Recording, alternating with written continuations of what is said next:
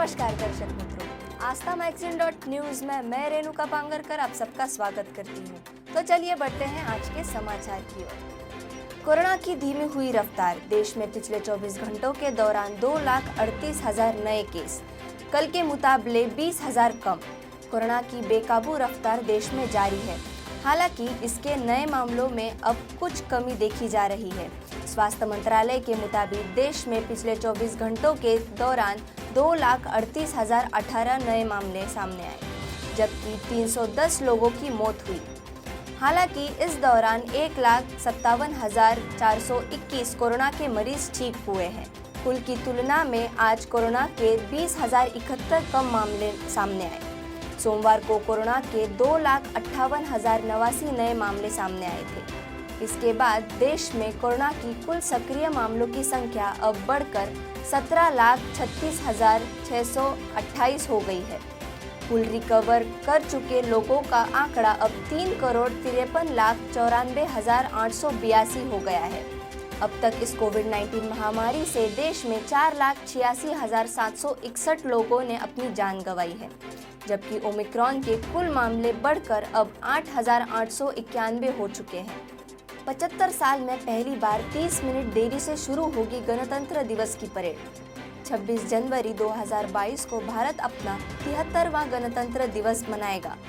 देश में हर साल इस दिन भी राजपथ पर गणतंत्र दिवस की परेड आयोजित होगी, लेकिन इस बार गणतंत्र दिवस की परेड निर्धारित समय से आधा घंटा देरी से शुरू होगी। 75 साल में पहली बार गणतंत्र दिवस परेड देरी से शुरू होगी। कोरोना प्रोटोकॉल और श्रद्धांजलि सभा की वजह से गणतंत्र दिवस परेड इस साल शुरू होने में देरी होगी। पहले जम्मू कश्मीर में जान गंवाने वाले सुरक्षा कर्मियों को श्रद्धांजलि दी जाएगी। इसके बाद परेड शुरू होगी। परेड कुल 90 मिनट की होती है। हर साल 26 जनवरी को सुबह ठीक 10 बजे राजपथ पर शुरू हो जाती है, लेकिन इस बार परेड 10:30 बजे शुरू होगी। यह परेड 8 किलोमीटर की होगी।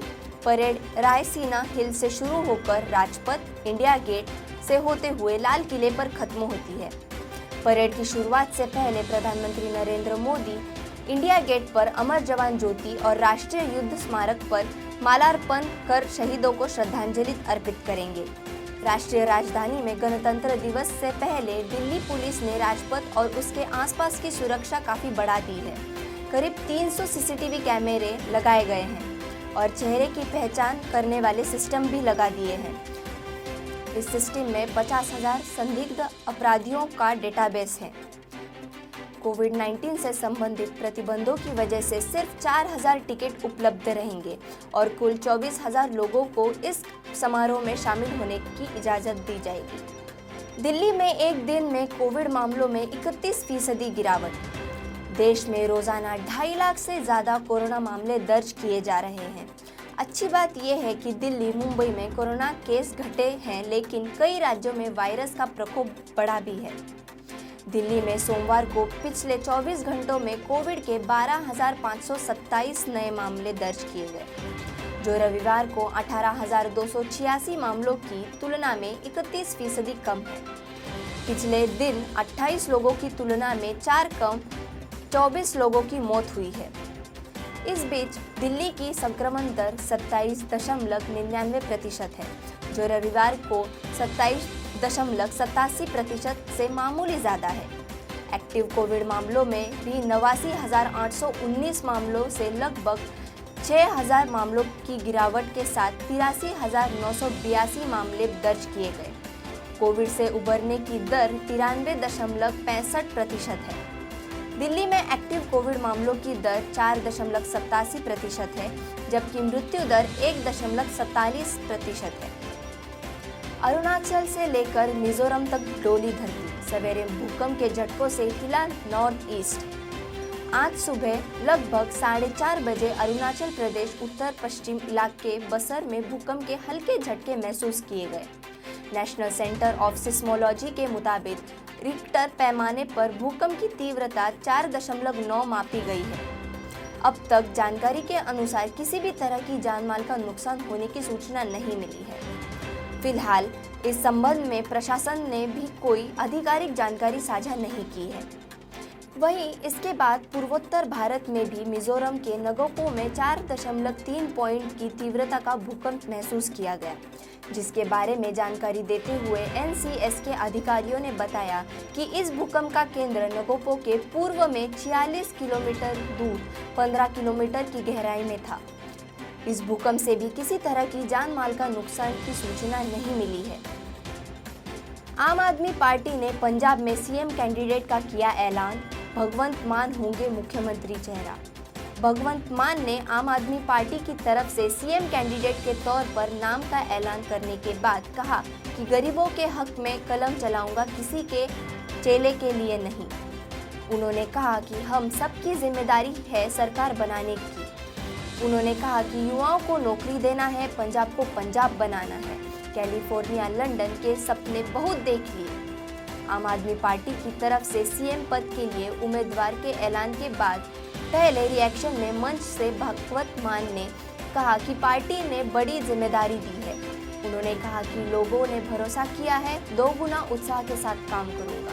आज से जम्मू कश्मीर पर शुरू होगा बारिश बर्फबारी का दूसरा दौर, उत्तर भारत में बढ़ेगी और ठंड। उत्तर भारत की पहाड़ियों के लिए बर्फबारी और बारिश भरा सप्ताह संभवतः आज से शुरू होने वाला है।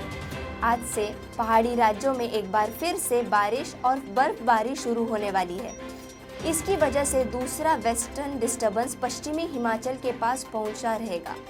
नतीजन इस शीत मौसम में और तेजी आएगी और पहाड़ों के साथ मैदानी इलाकों में भी पारा गिरेगा। 21 जनवरी के आसपास उत्तर भारत के लगभग सभी प्रमुख राज्यों में बारिश होगी।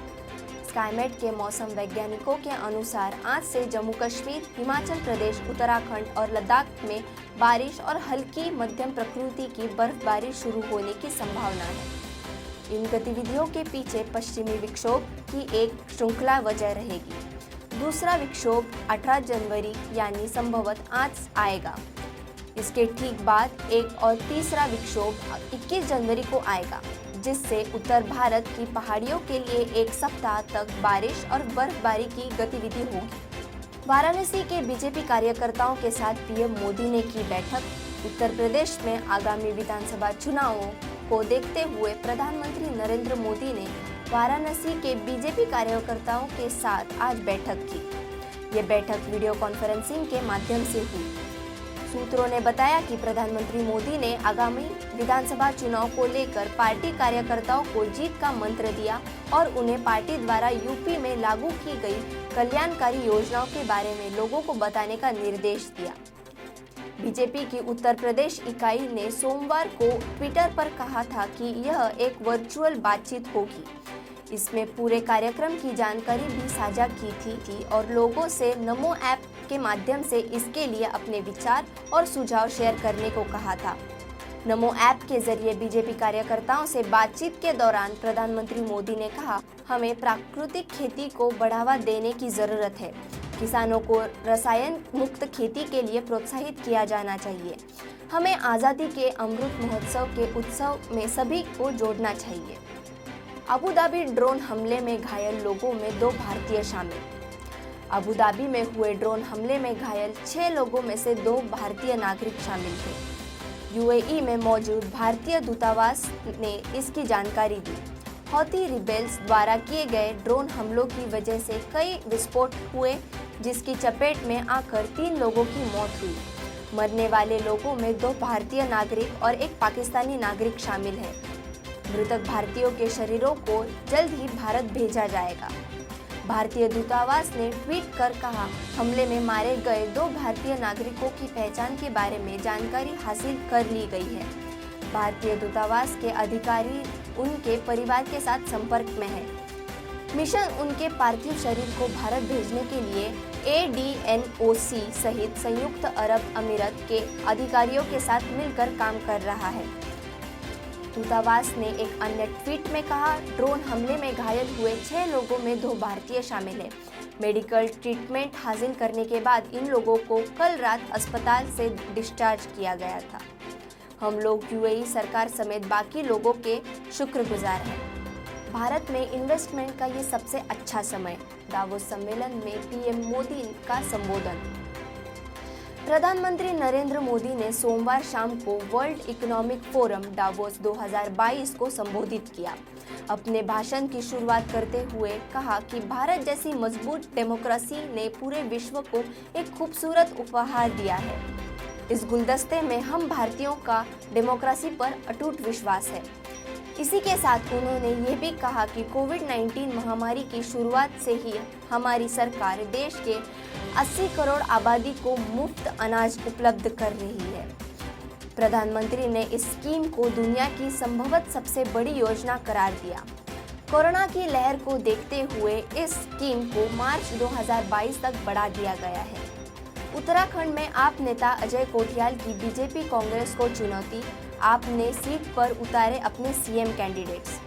उत्तराखंड चुनाव में ताल ठोक रही आम आदमी पार्टी ने कर्नल अजय कोठियाल को अपना सीएम कैंडिडेट बनाया है। अजय कोठियाल यहां की सबसे हॉट सीट कही जाने वाली गंगोत्री विधानसभा से चुनाव लड़ रहे हैं और लगातार बीजेपी और कांग्रेस पर हमलावर हैं। अजय कोठियाल ने कांग्रेस और बीजेपी दोनों से अपनी सीएम उम्मीदवार को इस सीट से चुनाव लड़ने की चुनौती दी है। गंगोत्री विधानसभा सीट सूबे की सबसे अहम सीट मानी जाती है। कहा जाता है कि इस सीट से जिस दल प्रत्याशी जीतता है उसकी विधानसभा में सरकार बनती है। आम आदमी पार्टी ने मिथक के महत्व को समझते हुए इस सीट से आपके मुख्यमंत्री उम्मीदवार अजय कोठियाल को यहां से मैदान में उतारा है। वहीं अजय कोठियाल की चुनौती के बाद राज्य की सियासत गर्मा गई है।